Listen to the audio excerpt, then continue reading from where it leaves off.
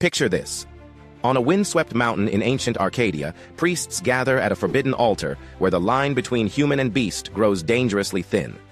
Welcome to Mount Lycaeus, the birthplace of the werewolf legend. The name Lycaeus itself holds a fascinating duality. It comes from the Greek root, meaning both light and wolf. This wasn't just the mountain of the wolf, it was a place where divine light met primal darkness, where Zeus himself was worshipped as Lycaeus Zeus, the wolf god.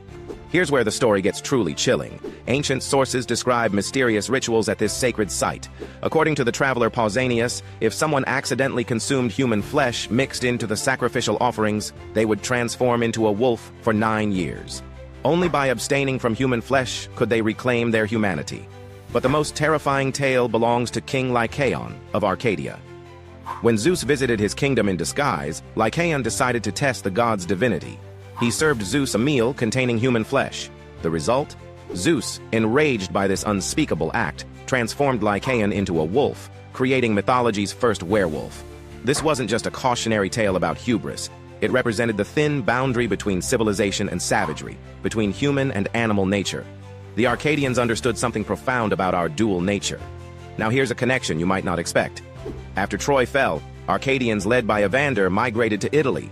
They brought their culture, their worship, and their wolf mythology to the land that would become Rome. Sound familiar? The she-wolf who nursed Romulus and Remus, Rome's legendary founders, echoes these Arcadian traditions. The Romans embraced and expanded werewolf mythology.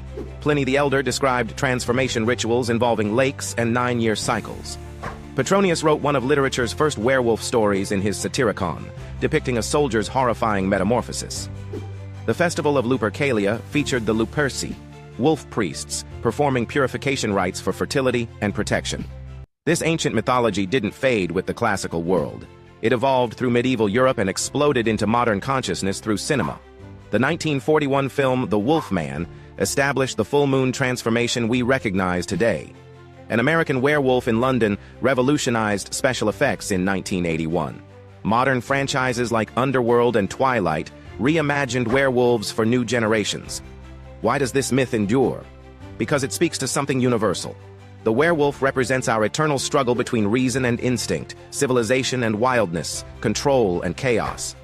Every transformation scene depicts the battle we all face between our rational minds and primal urges.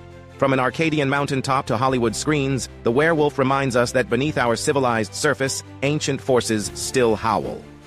Mount Lycaeus stands today as an archaeological treasure, but its real legacy lives in our collective imagination, where the full moon still triggers our oldest fears and fascinations.